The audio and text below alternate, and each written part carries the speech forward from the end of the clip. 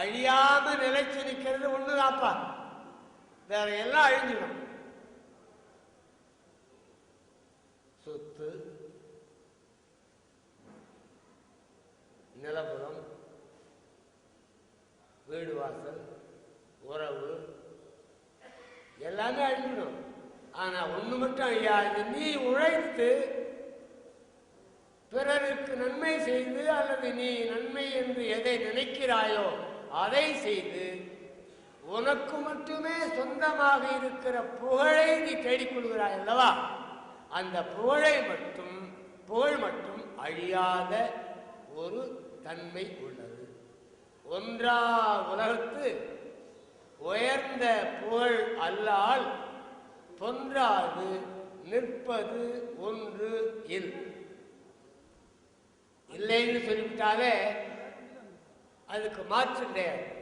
உண்டுன்னு சொல்லிவிட்டாலும் அதுக்கு மாற்று கிடையாது.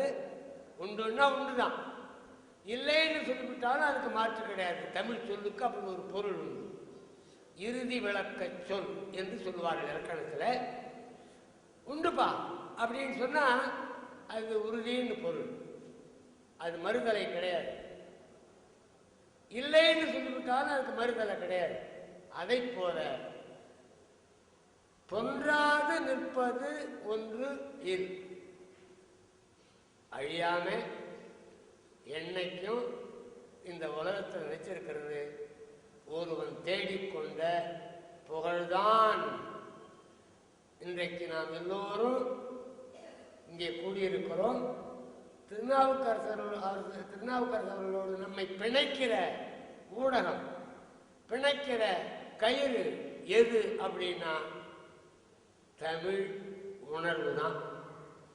நாம் தமிழர்கள் என்கிற இன உணர்வு தான். நான் தமிழ்நாட்டார் என்கிற நாட்டு உணர்வு தான். அவர் எவ்வளவு படித்திருக்கிறார் என்பதெல்லாம் நம் ஆய்வுக்கு அப்பாற்பட்ட செய்தி. ஆனால் மிகப்பெரிய அறிவாளிகள், மிகப்பெரிய படிப்பாளிகள், உலகம் சுற்றியவர்கள், அரசியல் கட்சிகளின் தலைவர்கள், இவர்களெல்லாம் தமிழ் மேம்பாட்டுக்கும் தமிழ் உணர்வை வளர்த்தெடுப்பதற்கும் ஆற்றிய பங்கை காட்டிலும் பன்மடங்கு பங்கை அவர் ஆற்றியிருக்கிறார் என்பதை நான் பார்த்தேன். இங்கே அமர்ந்திருக்கிற நீங்கள் பார்த்தீர்கள். இங்கே வராத பல்லாயிரக்கணக்கான புதுவை பெருமக்களும் வெளியில் இருக்கிற மக்கள் அறிவார்கள். நான் ஏற்றில் எழுதுகிற பொழுது துருதுருன்னு இருப்பார், எப்பவும் ஓடி ஓடி பணியாற்றுவார் எழுதுறேன். நான் நேராக பார்த்து எப்ப பார்த்தாலும் ஒரு 8 வயசு 7 வயசு குழந்தைக்கு துருதுருன்னு அழிதல் வீட்டில், அதை போல துருதுருன்னே இருப்பார். அவர் சோம்பி இருந்ததே கிடையாது.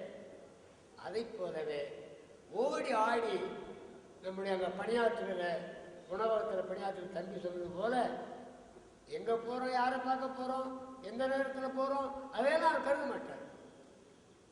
வந்திருக்கிறவங்க தெரிஞ்சவங்களா தெரியாமலா, என்ன நேரிட்டு இருக்கு அவருக்கு, அவருடைய துன்பத்தை களையவதற்கு அல்லது அவருக்கு உதவி செய்வதற்கு நாம் என்ன பண்ணலாம். அதை முழு மனதோடு செய்த ஒரு பேராற்றல் படைத்தவர். பேராற்றல் எல்லா அமைச்சர்களையும் தெரியாவிட்டாலும் பல அமைச்சர்களுக்கு அவர் உற்ற நண்பர், உற்ற தோழர். உயர் அதிகாரிகள் பலருக்கு அவர் உற்ற நண்பர். மருத்துவர்கள், வழக்குரைஞர்கள், புலவர் பெருமக்கள் பலருக்கு அவர் போற்றப்படக்கூடிய ஒரு நண்பர். அப்படியெல்லாம் விளங்கினார். அப்படிப்பட்ட திருநாவுக்கரசரை இழந்திருக்கிற இந்த சூழல் எதிர்பாராமல் நடந்துவிட்டது. அவர் நோயா படுக்கல,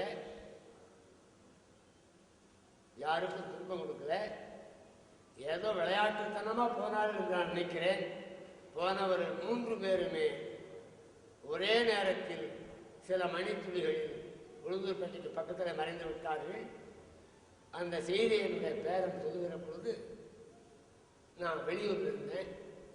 நான் உடனே என்னுடைய மருமகனிடத்தில் தொடர்பு கொண்டு, அந்த மருத்துவமனையில் எங்கள் கட்சி மருத்துவர் இருக்காருப்பா, விரைவா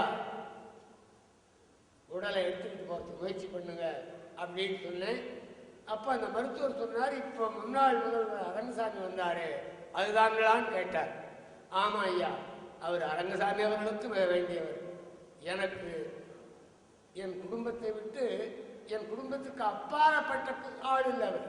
என் குடும்பத்தில் ஒருத்தர், நான் அவர் குடும்பத்தில் ஒருத்தர்.